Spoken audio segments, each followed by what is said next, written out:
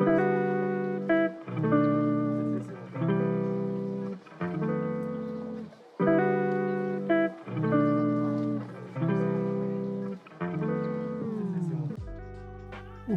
back to the Floyd Memorial Library podcast, where you'll find information on what's going on the North Fork of Long Island. We'll be focusing on issues and opportunities going on in the community, as well as people and stories from the present and the past.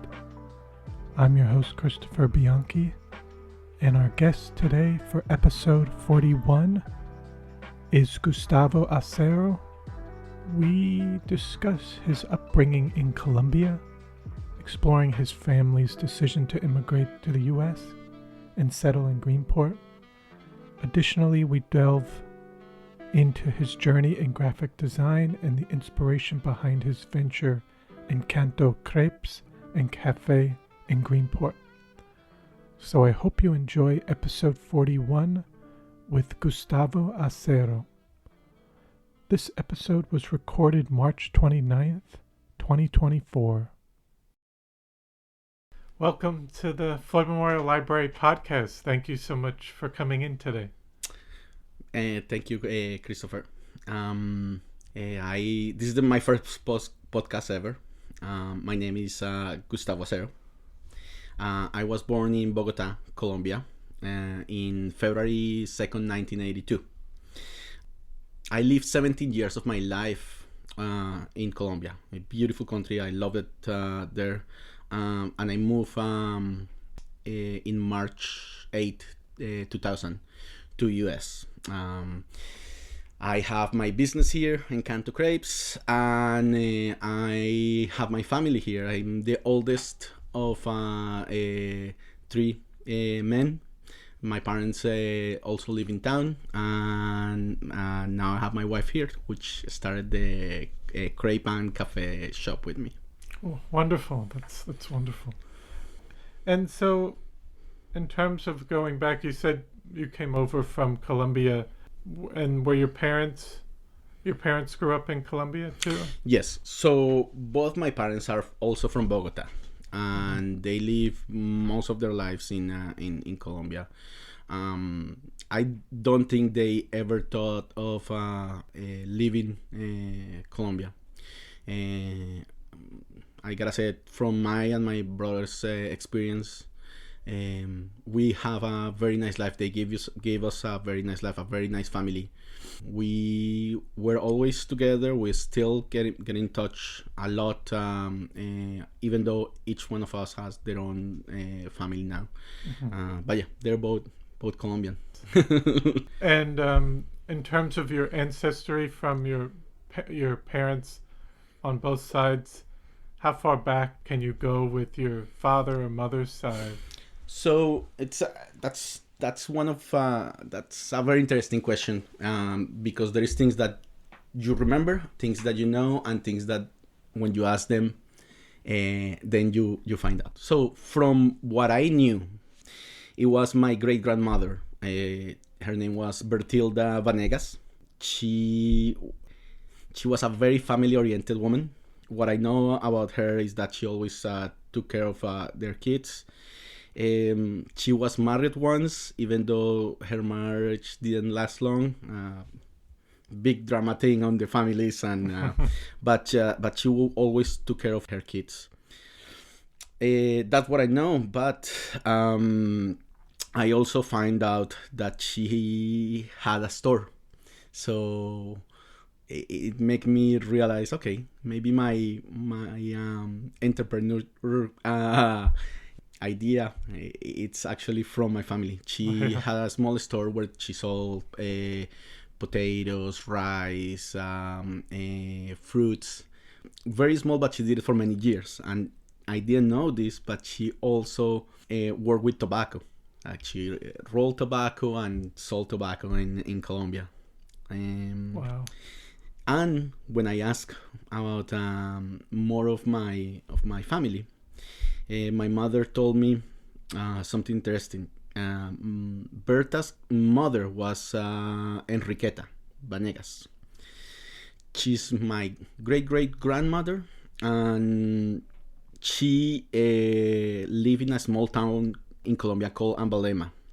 She had two daughters. She worked in tobacco as well, and she married. And it's funny with this time of the year, they got married and the men left. Oh. So it's kind of sad knowing that happened, but yeah, the family oriented from the woman was always there. I see it with my mother as well. She keep us together. So it's very interesting. From my dad's side, my dad is also from Bogota, and his family is actually from Santander, in Colombia as well. My dad has 7 siblings, 8 of them. Half of them live here, half of them live in Colombia.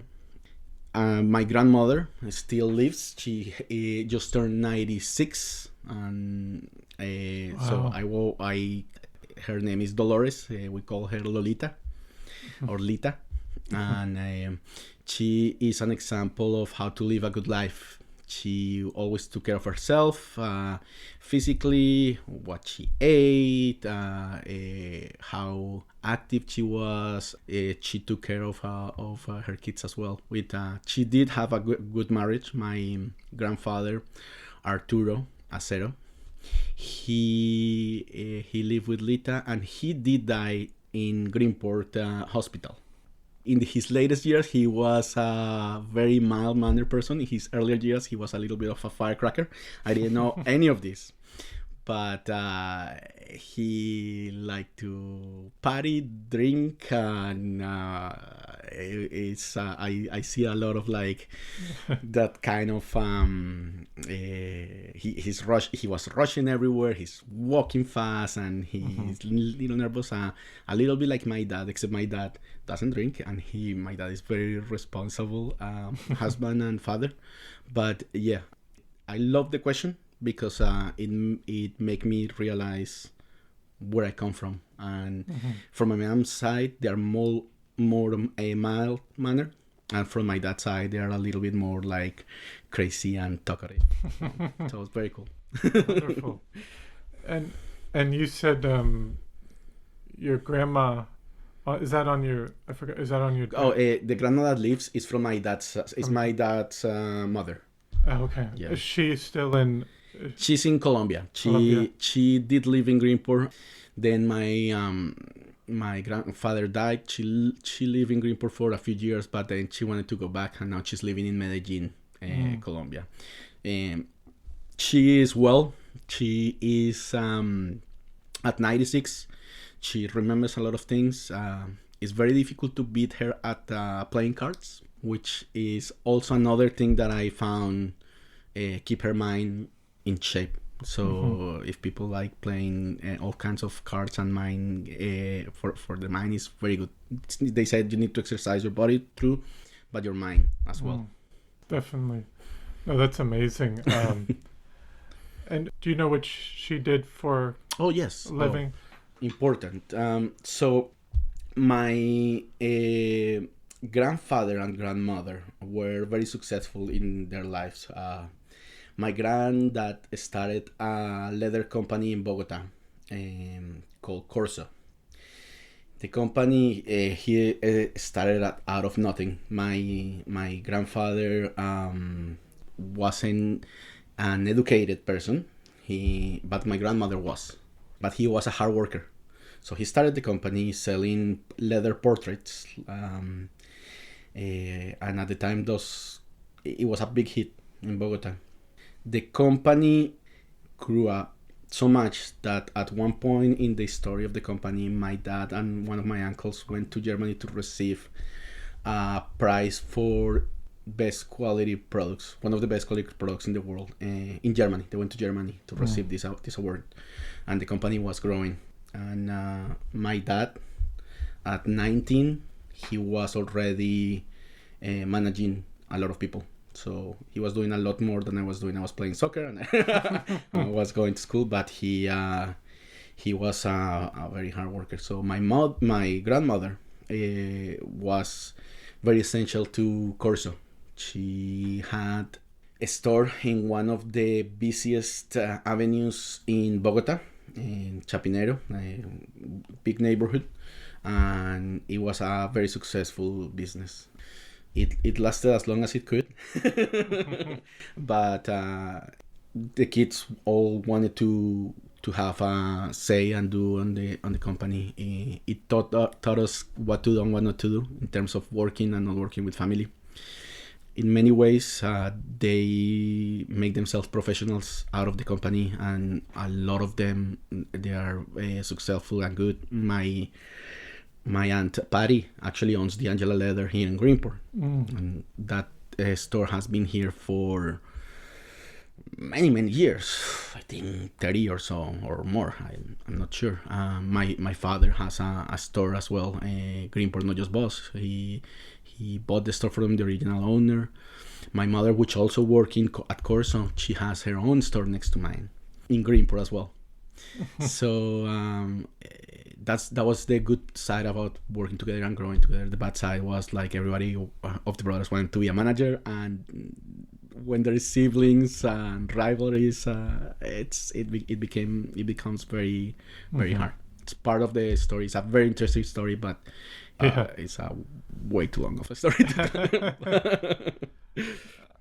And with your parents in Bogota, how was it do they talk about any stories of growing up there? Or Yes.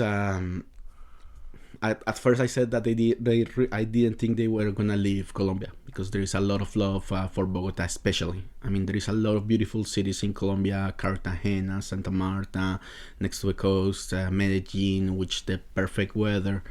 But Bogota is one of the largest cities in the world.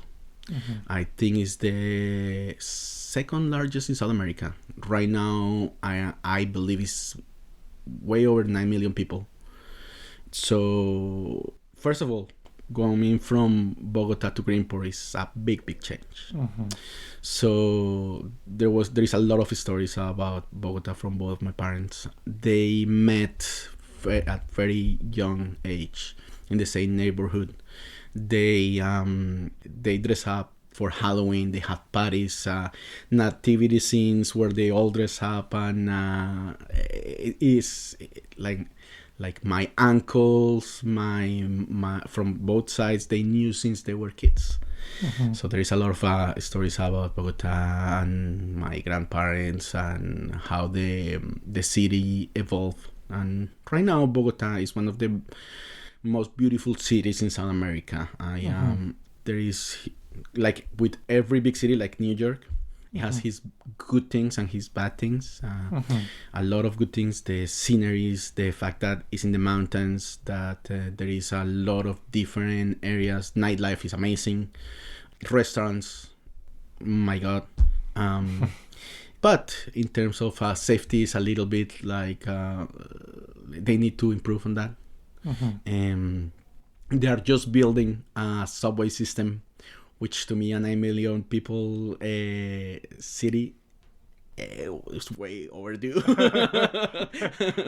So the traffic, you can imagine, can be a little bit chaotic. But yeah, that's what I know about the city of Bogota. Yeah. And so you were born there, and you have two. Do you have two other brothers? Yes. So were they born there? The three of us were born in Bogota. I'm the oldest. The one that follows me is only a year and 9 months younger than me, and then there is Diego. The youngest. He's 35, so 7 years younger. Very, very nice man. I'm the oldest, and sometimes I feel like the youngest because they keep teaching me stuff. Edgar is super professional. He went to work for MSG, Bayern Munich. He's actually currently working for Major League Soccer as a director of social media, senior director of social media. So he's done very good. And this is the same kid that I saw getting in trouble in school, but super nice guy, super organized. He He gave me my first nephew last June. So he lives in New Jersey, but he grew up in Greenport. He went to school in Greenport. And Diego is another amazing person. He is psychologist and a nurse practitioner. He always wanted to help people. A lot of people know Diego in Greenport. He played in high school. He took them with the team to Final Four for the state. Diego, Edgar, and I love soccer. It's in our veins. It's in our culture. When I first came to Greenport, Greenport School didn't even have a varsity team. We played, we won, we didn't lose one game when I was here, and we finally got to get a varsity team. It was a very cool time. So, yeah, both of my brothers live in the States, and yeah, good people. But in terms of, because you were in Colombia you were 7 till 17, but how would you describe your neighborhood or community you grew up in, and what did you do for fun? Okay. So in Colombia, what we did most for fun was playing soccer. At the time, and this is one of the things that we keep discussing with both my brothers, kids love to go out and play. Right now, it's a little bit more different. They're in their computers, and of course they do play, but at the time, that's what you do. I used to live in an apartment complex. There was many buildings over there, and there was many kids, so I remember playing soccer in school, playing soccer at home, playing soccer everywhere. It was it was great. I played soccer with my father, so we did that for fun over there. We were all very active. Right now, I played volleyball, also tennis. We run. It was a very nice neighborhood too. I was very lucky that my parents bought an apartment in a very nice part of Bogota. So it was very safe. There was a lot of friends. We were outgoing. It was quality of life there. And it was hard to leave Colombia. It was a good childhood, and it was all thanks to my parents because they gave the best. And even though we came here because the economy was hard, we never felt I don't think my brothers and I felt that the economy was so hard because they never let us. They will always protect us from knowing that and gave us their best. Yes.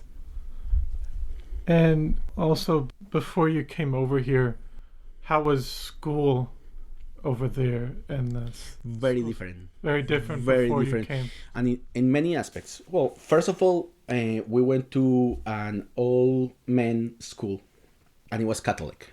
Mm-hmm. It was a very good school in Colombia. It was called Agustiniano Norte, based on Saint Augustine's teachings. Mm-hmm. We were very lucky to be in that school. It was one of the best regarded in terms of a school in Colombia. So my schooling was very good. They guide you to be a good person, and they guide you to be a good professional. The classes were great. They were tough. They were challenging. I remember I spent a lot of my time studying, and I was part of the school soccer team. I also spent some time in the chorus, like singing for them, and they prepare you to be really good. Very different from here. Of course, like since I grew up there, I had my group of friends, I made connections. That's why also it was very difficult to live for me. Mm-hmm. Greenport was a much smaller school. And that's the other thing. Like over there in my grade, there were like 120 to 150 kids in that grade. In my grade. So 10th grade, 140 mm-hmm. kids. And here Greenport was very small. I gotta say, like, at first I was very afraid, and it was very challenging, because go ahead. And what year was that you came over? So we came in 2000. So I 2000. did 11th grade here and 12th grade.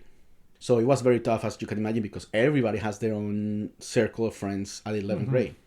So for me, I felt like a stranger because I was learning English at the time, and I was very shy. I didn't like to talk. And from my family, I was the only one of my brothers that really didn't want to come to US. And I think big part was because I had my friends in Colombia. So coming to Greenport was difficult because the culture was very, very different. I remember the teachers in Colombia used to go to your class. In here, every time that you finish a class, you go to your locker and go to a different class. So it was very, very different for me. People in Greenport were very nice. In Greenport school, they all were very nice, but I was a little afraid of them because I was the stranger. And even though maybe I wanted to make friends, it was difficult for me. And I remember I went to the senior trip to Orlando with the class, and I think if I had more English, I would have more fun, even though I did. But at the time in Greenport, different from now, at the time in Greenport, there wasn't many people that speak Spanish. So yeah, very, very different experiences.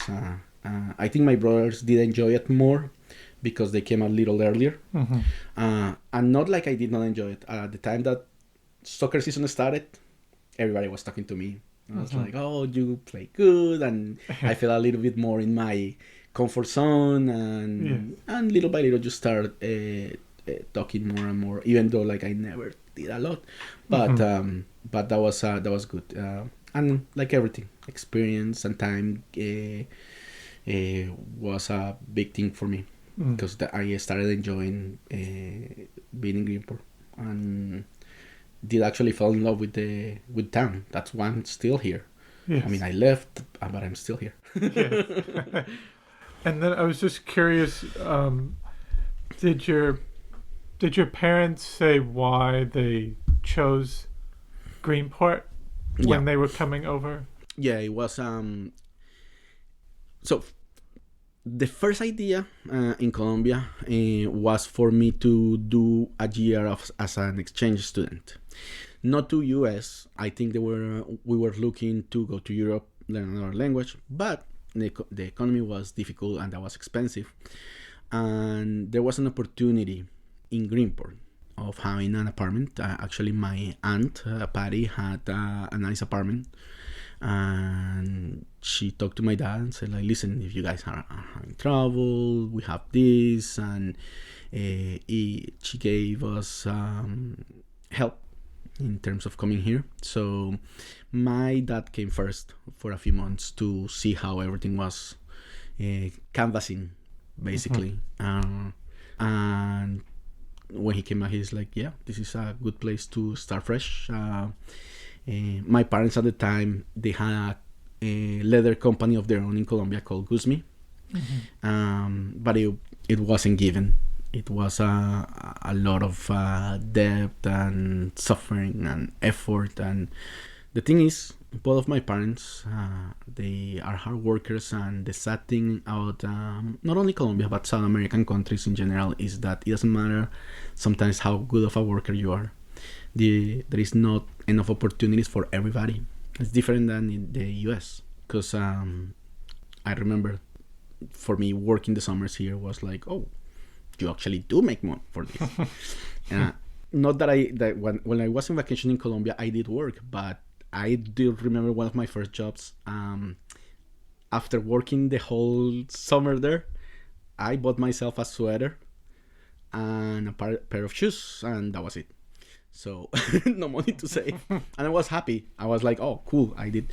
But in here, you actually can save money, and the culture is it in those terms, if you take advantage of what you have in here, if you're a hard worker, then you can grow. And after being here 24 years, I can honestly say that the decision of coming to US and to Greenport was one of the best decisions my parents did for us, because my brothers and I and them took advantage of the opportunities.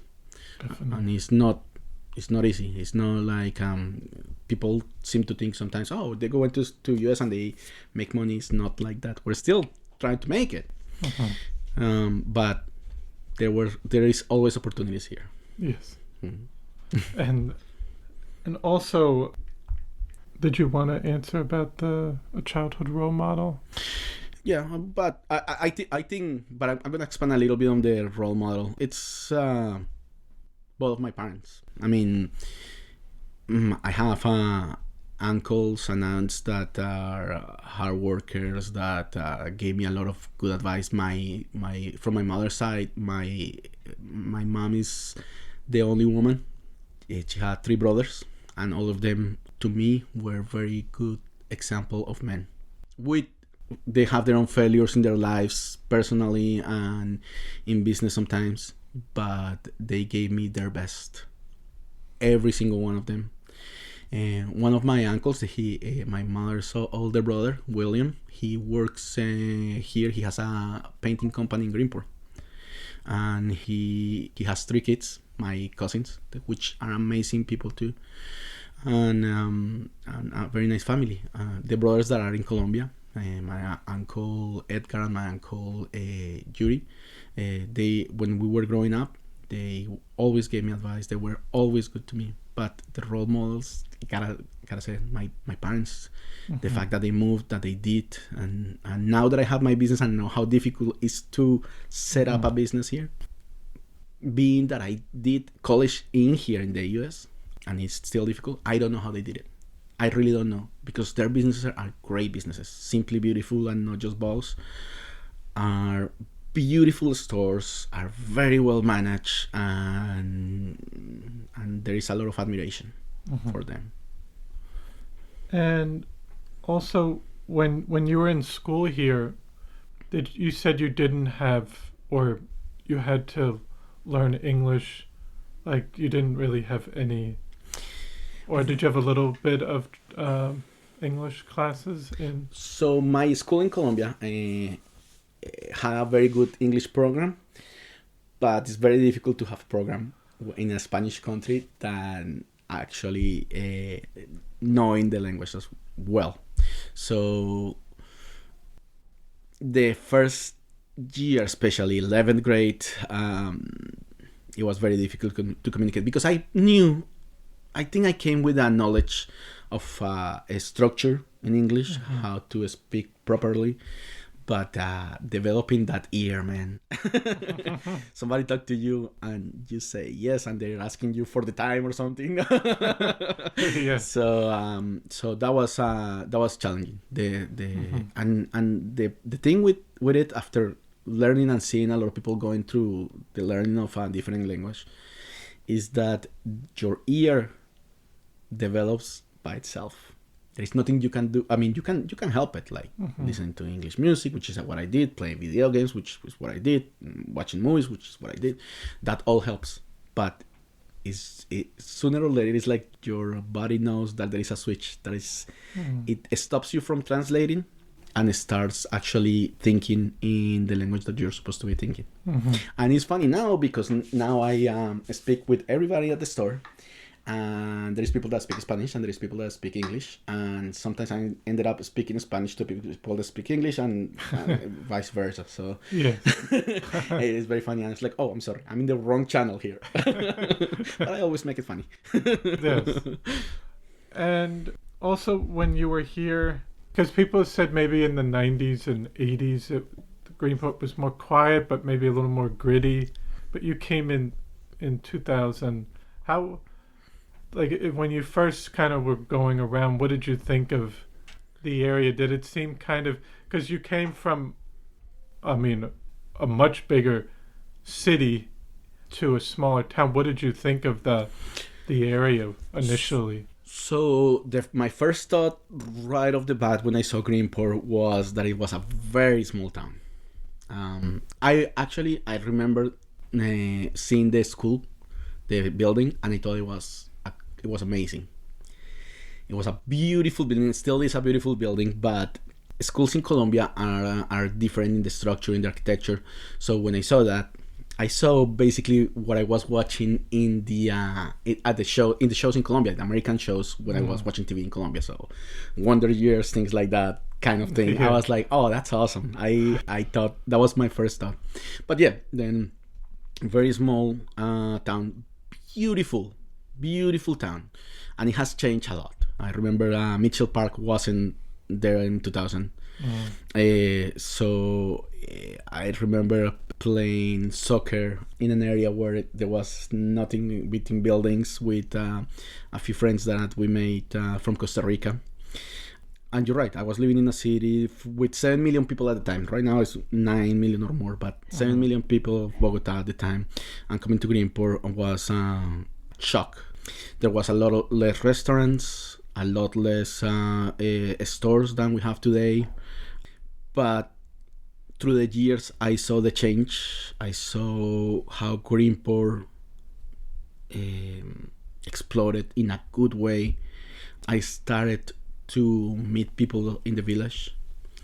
And it's like every relationship, you start falling in love with stuff. And when I left for college, it was hard for me because I had peace of my heart, and I still do here in Greenport.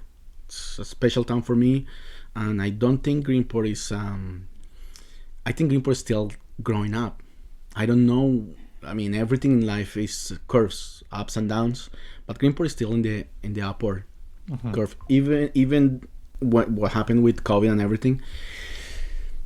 I think there is a lot of potential here, and is one of the main reasons for why Encanto was born here first. So yeah, Definitely. And also, did you know, you mentioned going away for college, but did you know what you wanted to do coming out of high school? yes. So I think I was the only one of my brothers that knew what I was gonna do always. So I had this affinity for drawing, for lettering, for design. So I wanted to be a graphic designer. I always wanted to be a graphic designer. And after high school in Greenport, I look how to do it. So first I went to Suffolk. So I stay close. Yeah.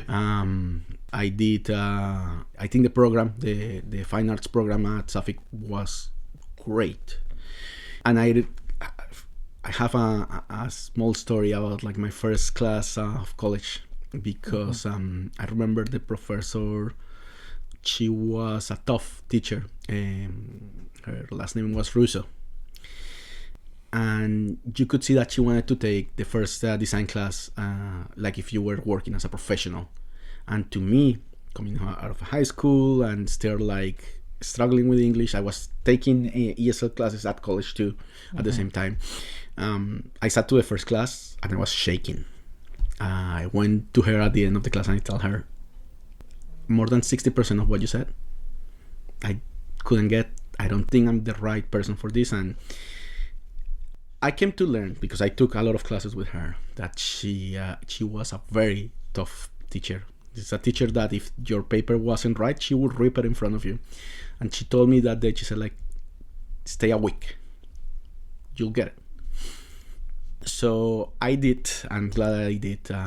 She was tough on everybody, and I excel in design. I was lucky to have teachers like her at Suffolk, and my love for design only grew because it wasn't easy, because it was challenging. And there is a lot of people that say, oh, okay, we're gonna do graphics because it seems like something, yeah, it can be easy, but it's not. There's a lot of different things that you can do, a lot to learn, and you only would do good if you're really good. because there is a lot of people that study there. So yeah, that was one of my first experiences in college. And you were asking out when I left.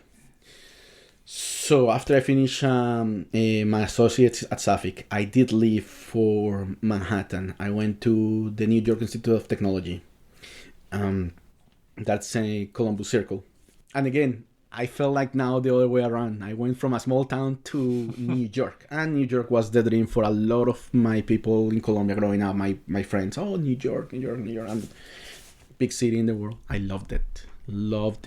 But it was also like, again, a little bit like, oh, scary. But I had a good training in designing at Suffolk. So I did really good also at NYT. And that's I got my bachelor's over there in 2007. And after going to, is it NYIT? Yeah, New York Institute of Technology. Yes. What did you kind of pursue after your degree? So during and after, I work in design. So in the area, I actually did work for the Suffolk Times. At one point. I started as making ads for businesses. I was in the art department as a junior art designer. I think I was still going to school, if I remember correctly. But even over there, one of my last jobs at Suffolk Times was actually laying out the paper. They taught me how to lay out the whole paper, and I felt like, oh, this is awesome. Working a newspaper. People were very nice over there, but I wanted more. So also locally, I did work in Riverhead for a sign shop, Signorama. And it's funny, it was only two of us. It was my boss was an older person. He was over 70, 75. And when I went for the interview, I said like, oh man, I was a young guy. I'm gonna have to spend every day with, I don't know. It was one of the best jobs that I have.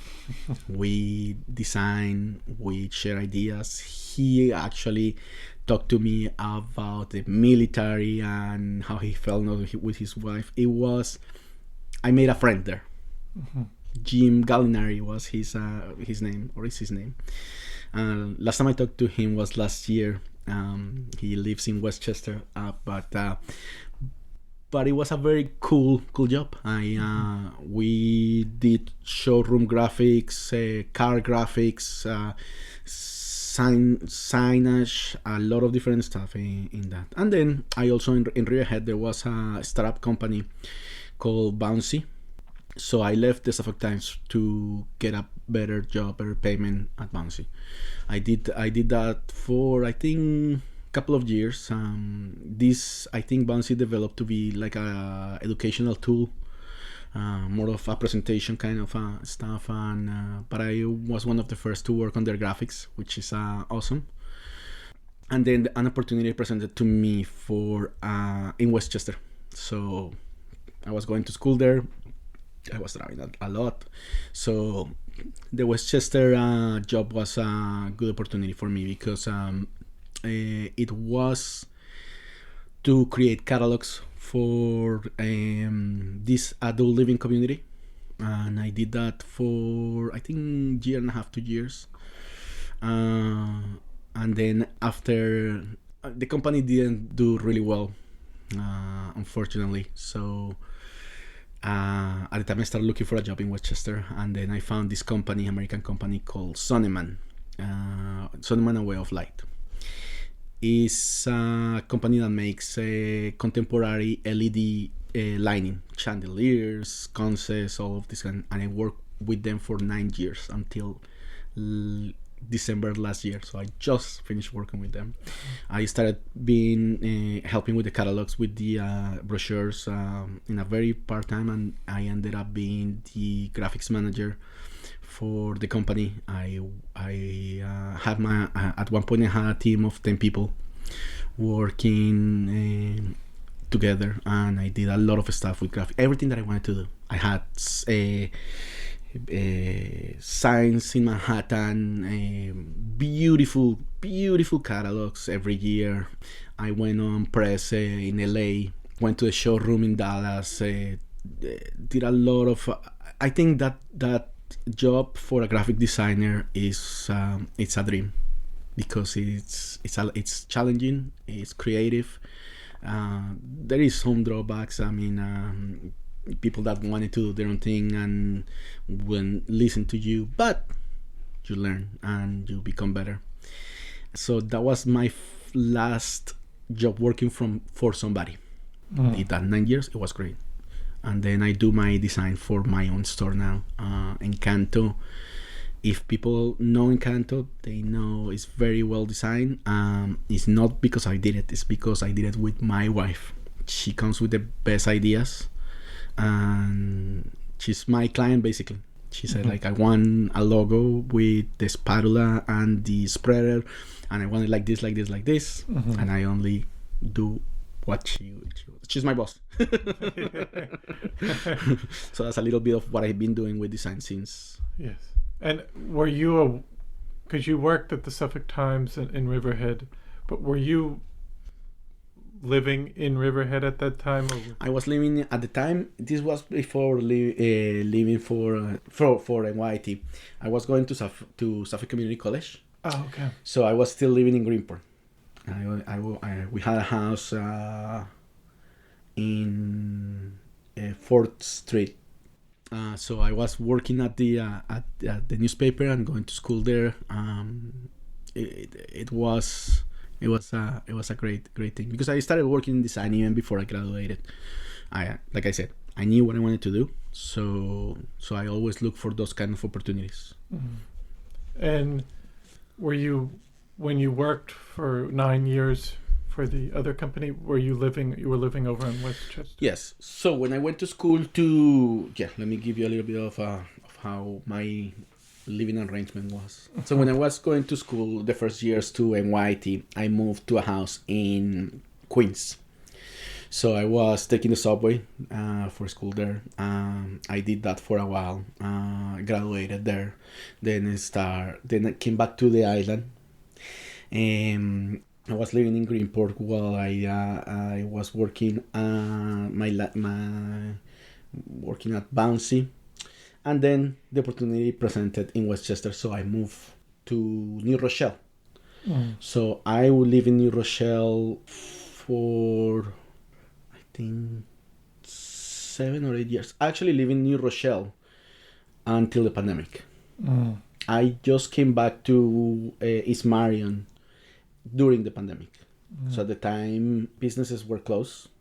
I was living in an apartment, small apartment. I felt that I couldn't go out anywhere because it was close to the city. And my parents were having some issues because the government help was very difficult to get. The websites were all crashing. So my brothers and I gave them a little bit of financial help. So I came, I worked with them. I moved here. Then I decided I don't want to leave. So I did. My wife is actually from Colombia, and I met her when I was a kid in Colombia. Oh wow! We know each other for a long time. Wow. She was my best friend for many years, and she came to visit. Things happened, and we actually got married in the airport in Colombia. And then I brought her here. She always had this idea of like doing something on her own as well, so it was a good match. And then actually the whole Encanto idea came a lot from her part. But at the time was it that COVID happened that you decided to come back after the job where Yes. you wanted, and then you kind of wanted to change, and you're like, I don't want to. No, so I was still working for Sonneman even during COVID, but nobody was going to the offices. So I did talk to my boss, and I said, listen, I'm thinking about going to Long Island and working remote because that's what we're doing. I was actually living 5 minutes from the company. It was very easy for me to go, but nobody was going. They were not allowed to had people there, and this happened for a while. Everybody thought that we were gonna be out for like 1 week, 2 weeks, 3 weeks at the most. Never thought this was gonna happen. It was a big thing, and I never thought leaving my job. To be honest, like I said, it was a dream job in many aspects. So I came here with the company's knowledge that I was gonna be here. And unfortunately, we lost a lot of the people that I was managing lost their job. I was kept because I knew how to do a little bit of everything. So it was a good deal for the company to have me there. But it was tough because I had to make the calls. I had to talk to people that I care about, and I always manage people with the thought of treating them like people. And there is nothing worse to tell somebody, listen, there's nothing we can do. So that was tough, because when I came back, when that happened, and when we came back, I really never fully recuperated my team. I recuperated some people, but not all of them. Of course, the company was still a good company, but the founder or the original owner sold the company. And I was still doing a lot of good design. I think, and I know my people that I work with, my supervisors and co-workers, we always have a good working relationship and nice friendships over there. But when a company changes and it tries to be more corporate, then you start being a number. My number was a high number because I did a lot of stuff in the company. So we talked to the company, decided that first of all, there was a time, or there is still a time, where still companies want people to come back, and that has been happening more and more. But to me, I was already having started on Encanto. We started talking about it, we started planning for it, and I knew it was gonna be in the North Fork. I didn't know it was gonna be in Greenport. Greenport had a special place for me, but when the opportunity came to be for Encanto to open in Greenport, I knew I wasn't really gonna come back full time or even part time to Sonneman. And I actually did work a year between here and Westchester. I was driving once a week there, paying Airbnbs there for 3 days, and then coming back. It was hard because my wife was already here, and I did it for a year. Then after a year, they said like, okay, listen, we really need you to come back. I said, it's not gonna happen. So I think Encanto came in a very good time, because I parted ways with Sonneman in December last year in very good terms, and I get to concentrate my efforts on Encanto, which honestly it needed more from me. Having 2 full-time jobs was tough, especially because the first years of a restaurant or cafe needs its owners, and my wife is very good. She's very good, but she needed my help because she's only been in the country for 2 years. I brought her here, so she's still learning more English. She's still getting acquainted with a lot of how to do things in here, business wise. So right now my sole focus is Encanto. I do some freelance work because I'm good and I can, but I'm different. It's different than having 2 full-time jobs. It's definitely frees me to do what I want to do. And you said your wife kind of came up with the idea for a creperie? Yes. So, okay, in perspective, my wife came with the idea of Encanto. And Encanto was going to be, first and foremost, was going to be a full Colombian coffee shop, which it is. It's a full Colombian coffee shop. Crepes came a little later, but I'm going to tell you a little bit of how it came to be. We were dating, and my wife, for my birthday, so my girlfriend at the time, for my birthday, she sent me tickets to the coffee access in Colombia. That's where is the coffee region in Colombia, where 85% of the exports from Colombia coffee comes from there. Mm-hmm.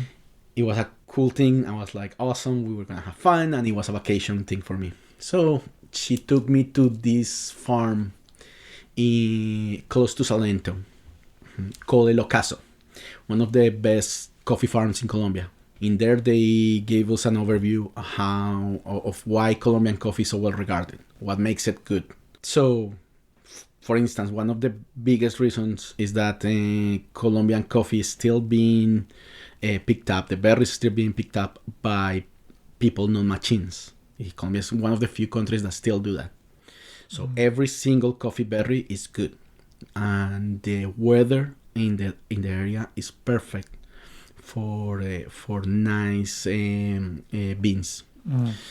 So they told how they did the whole process, how they pick up, how they wash it, all of that, and we were like, oh, this is amazing, because even though we were Colombian, I grew up drinking a lot of like instant coffee in Colombia, because the best coffee they always send it away. Mm-hmm. Now that's not true anymore, because there is a lot of globalization. People know what's good, what's not good. So in Colombia now they have really nice coffee shops, but at the time, so we went through the whole process, and my wife and I went to a hike in the same area, and then we were talking and started dreaming about like getting this cool Colombian coffee shop in the Norfolk.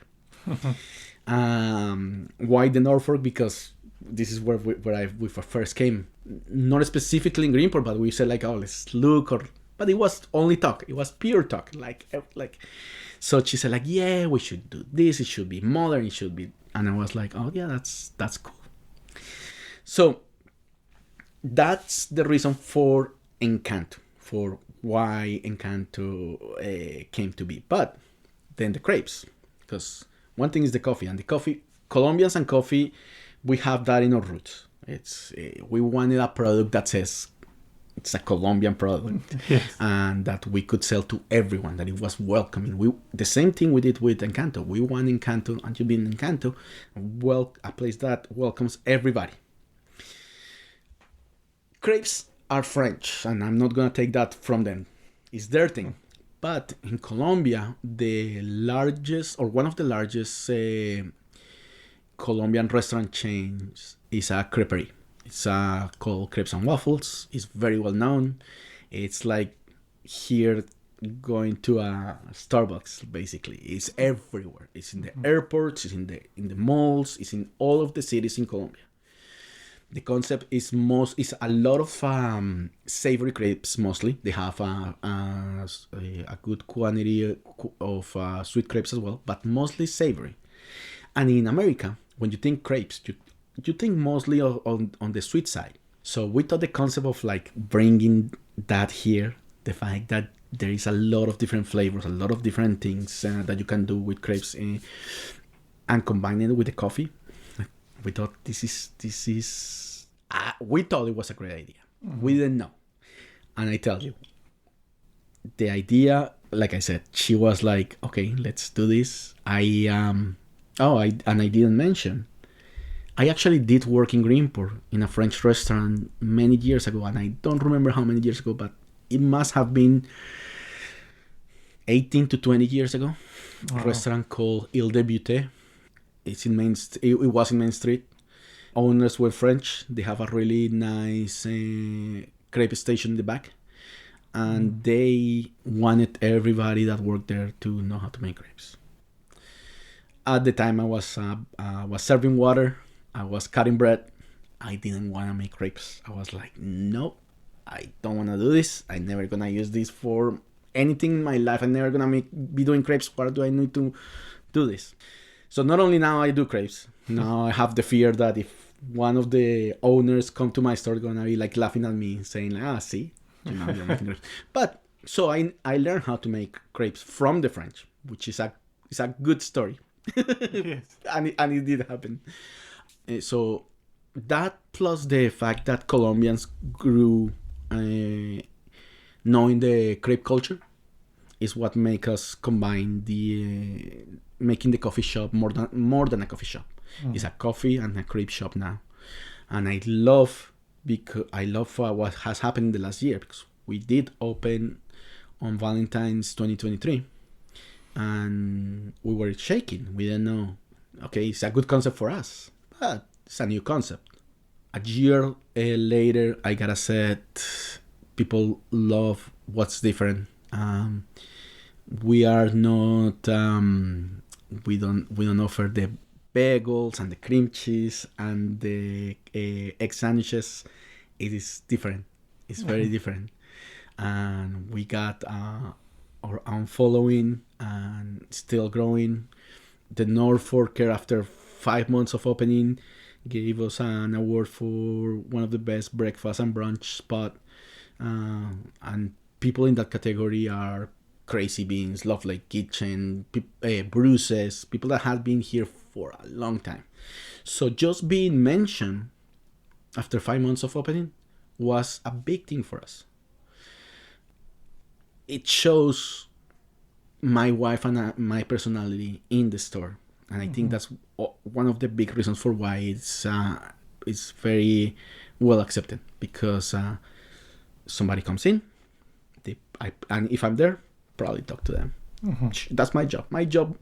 I taught the girls and I taught my wife how to make the crepes and how to do the stuff, but then I move on to talk to people and knowing people, locals, especially in the colder months, and people from the cities and from everywhere in the season. And I love both parts. That's why we don't close in the winter. We keep it open. Hopefully we keep growing the business. So Greenport is a first step on a lot of ideas that we have. Oh, wonderful. And that's great, because I was going to ask kind of how it's been the first year, but it seems like it's been really it's been really good. Very very well accepted. If I mention a few stories, there is one that it particularly shows. There was this couple. This happened in the summer. They came to and ate crepes and coffee, and at the end, they were an older couple. And at the end, they came to me and my wife, and they said, "Like, you guys are the owners?" I said, "Yeah." And he said to me, "Listen, we have a coffee, a deli or a coffee shop in Chicago. Yeah, in Chicago. And we make crepes.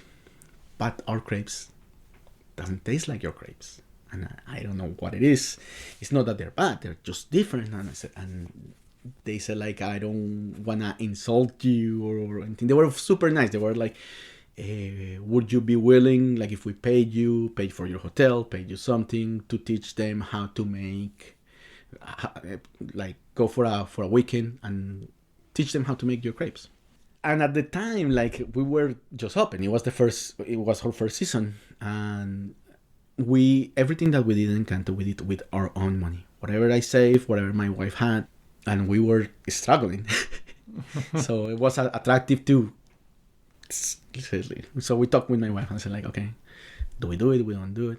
And they were very nice. They told us, "If you don't take the proposal for this, it doesn't matter. It's okay. At least it's, I think, a nice gesture is we're recognizing what you're doing is good."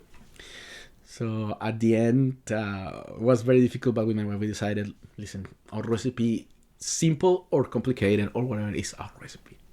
And we have her stories. I don't know where Encanto is gonna be, but we respectfully decline because we think we have something good here. We have something that nobody else have. We do things in a certain way. We have like crepe shops are basically open kitchens, which I love. Because I did also have a story of working in restaurants in Greenport. I worked for the Frisky Oyster. I worked with Roseanne's Cream Show for years. I worked in Shelter Island at the Chiquit, a Main Street Grill in Sahol where Maroni is right now. So I know the good things that happens in the kitchen, but most importantly, I know the bad things that happen in the kitchen. So an open kitchen, making sure that people see your product there is for us something very important. So like I said, like finishing in basically the story, we decided all that has a lot of value, and it's not like we were gonna ask for more money. That's not the point.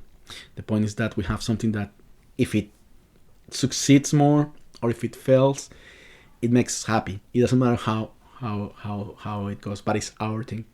So so I thought that was a good story. Basically, it would answer the question of how we did these first years, because right now it's a good thing that we have the internet.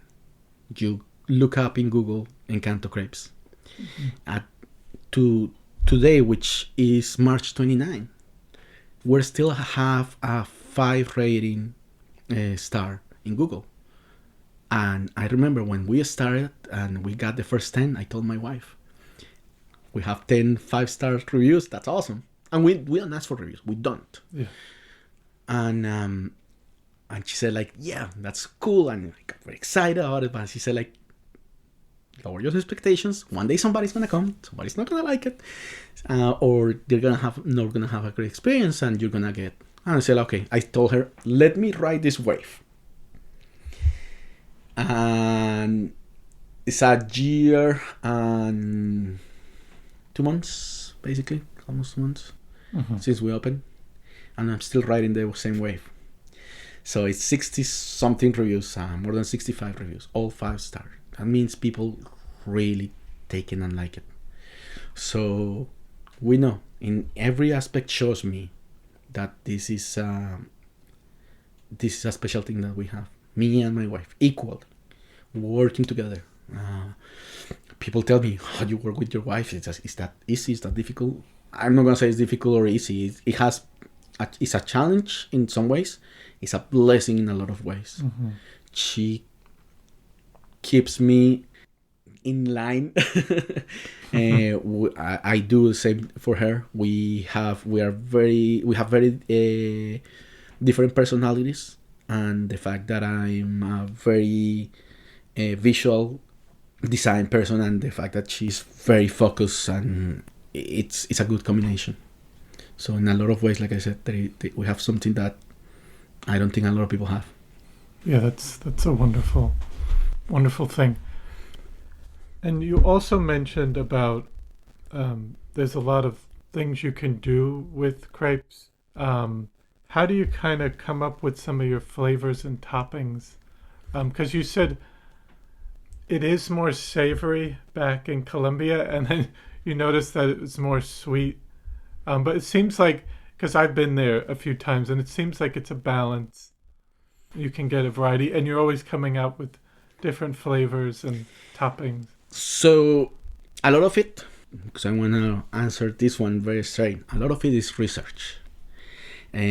Of course, like it's research between me and my wife, trial and error. First crepe that I make after not making crepes was terrible. I burned it. My wife told me, let's make empanadas. Let's do something else, because it was so bad. It was so bad. Also, there is a lot of different things. I was using the commercial crepe maker, which is different, the house crepe maker. But regardless of what it was, it's all training. It's all trying. It's all looking for the right batter, for the right balance, for the right flavor. So what usually happens when we come out with a menu is that my wife and I sit and talk and say, like, what have you tasted? What is good? What is bad? Would this mix well with this? Would this? And like I said, I did have experience in restaurants, especially in this area. So I know a lot about flavors and what combines well. I was always in my family. I was always the one who cooked. In her family, she was always the one who cooked. So of course there is always a back and forth on deciding what's what. But right now we have a menu of 36 different kinds of crepes, and 36 is only what we put in the menu. But you can create your own crepe. And listen, we don't judge. If somebody wants to put whatever in their crepe, we'll make it. If we have the product, we'll make it. But of course, we want to offer something good. So Savory crepes, for example, we have a lot of experiences because of Colombia. So we look at restaurants, we see what they have, we see how we make it better. We also live in an area where the product is good, where like strawberries are in season. Then we would like to buy those strawberries because they're in season. I did, before I opened Encanto with my wife, I spent a good year because I was going to Westchester anyway. So I spent a good year doing research. I was in Queens, I was in Manhattan, I was in Westchester, not only going to crepe shops, but going to coffee shops. I talked to a lot of different owners, and a lot of them are Hispanic, which I found a big amount, which I thought it made me very proud. Yes. That happened. People that started in the kitchen cleaning now bought the place from their owners. There was one particular one in Westchester. It's called Cafetero. The owner was there one day. He sat with me for 2 hours. This person has deep pockets. He make a good living out of coffee. He didn't have to do that. And then we talked, and I said, like, what if I wanted to put a coffee shop next to your coffee shop? Why are you giving me all this useful information? And he said, when I was younger and I was doing my research, nobody helped me. And I promised that if somebody needed help, I would. And if you open a coffee next to me, that's no problem. It's not for everybody. And I know my product. I know what I have. I know what makes me special. He said, the only thing he said to me was, I don't want any payment for this. I don't want it. If somebody comes to you in a few years and asks for advice, that's what you should give. Spend the time, sit, drink a coffee, and talk to them. Give them good advice. So that sat with me, because I don't think about my neighbors or coffee shops in the area as competitors. I think we're part of a community, and I would never badmouth any of the businesses. I think they're great businesses. They're great businesses in Greenport. Aldo's is a super great business. The Latte, when I was there, it was my favorite coffee shop for a while. It was great. Crazy Beans have their own style. Blue Dog has cakes. So there is a love for everybody. The fact that I have a coffee shop, that doesn't mean that I'm never gonna go back there, or on the contrary, I would recommend those places because we are a community. Greenport is a community, and there is enough to go around, and there is it's very attractive to people to see the different things that everybody has to offer. And honestly, when I see businesses in this town, I see quality, and we hope that keeps going. So definitely. And in terms of just coming back here and living on the North Fork, you kind of mentioned some things like that you wanted to come back to where you moved to initially to the U.S. from Colombia, but kind of what do you enjoy about living on the North Fork? A lot of stuff. There is a lot of love for the North Fork. Every season is like living in a movie. When it's slow, when it's winter, when you see those white sceneries, it's like you can. And I'm a graphics person. I take photographs too. It's beautiful. It's beautiful. So the wineries, the restaurants, the people, the friendliness of the North Fork. I mean, I never lived in the South. The Hamptons are very well known, but what I heard from my same customers is that there is energy of friendliness in the North Fork that they don't have. In some cases, it was lost. I don't know if that's true, because again, I haven't never lived there. I know people from there, but that's what I heard from my same customers.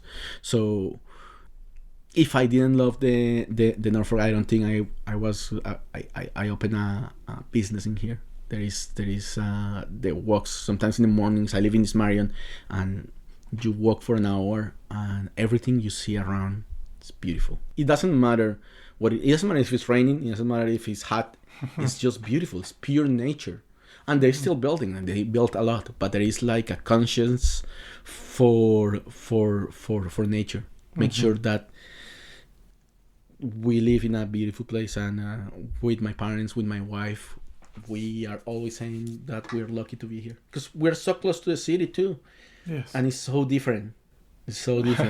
And I also love the city, but after the pandemic and during the pandemic, it has switched a lot, in a lot of ways, not in a very good way. New York is always going to be New York, but the Norfolk kept its thing, its identity, even after the pandemic. If anything, I think it's coming stronger than it was before. So yeah, this is what I love about the Norfolk. It's like us. It's like my family. They don't give up. Yes. And kind of just in terms of the future, you mentioned that it's been able to keep its community and character, but what do you hope for the future of the North Fork and its community down the line, so that hopefully that the community can still stay together? And that's exactly what I hope for, what you just said. I mean, I hope the Norfolk keeps growing, maintaining its style, because sometimes pushing growth might change the community, and I think good things come when things grow organically, and I think the Norfolk has done that, been growing, because it's growing. I mean, you see the towns growing. You see Sahol. Sahol is a great town. It was very different when they came. Maratok is a great town. Cachot, Jamesport. Of course, Greenport is Greenport. Love Greenport, and now I live in Smart, and I have a lot of love for it. But it has to grow organically. So my hope is that more family businesses open, because there is an opportunity for her to do that. That people in positions to help this happen, do that for these families, especially. I mean, and it doesn't matter if they are from out or they grow in here, but especially if they did grow here, if they went to school here, if they know the area, I think should be interest in town of helping these people make their own businesses. I mean, there is a lot of on other towns where they can only open big businesses, because things are so expensive and so difficult to get that Gucci or Tiffany's. That's the only thing they can open, because or McDonald's, because they have the money. But I think helping family businesses grow is what keeps Long Island beautiful.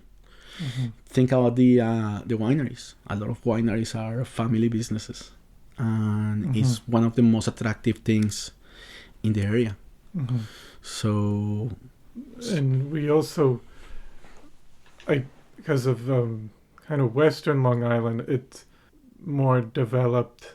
As people might say, it's more maybe sprawl in that area, but the North Fork has been able to keep some of its, I think with the winery, some of the open land, and keeping it somewhat rural, but still we're close to everything, but making sure we don't overdevelop. Exactly. So it's exactly what you said. It's developed, but not overdeveloped. It's friendly. It's cool, because I think Long Island and the Norfolk kept its cool. It doesn't matter if a pandemic hit. Doesn't matter how many big businesses are. I think there has been a lot of prompts for the leaders of these towns to keep it without losing the identity. You know, if somebody's gonna put money in town, of course it should be open to that, but do it within reason. Do it so whatever. Listen, this is my first business. I work in design. I have experience as a leader, whatever. But this is my first business, and with my wife we have this policy of everything we put in Encanto has to be good, but has to have its identity. So basically, it's the same principle should apply for the Norfolk. You're gonna put something in the Norfolk. Does it belong here? Does it make sense here? I mean, this is our area. We should take care of it. So I think, like I said, Greenport and the Norfolk they haven't stopped growing, and they're gonna keep growing. Nothing wrong with that. Actually, a lot of good with it, but within reason. You know, little by little.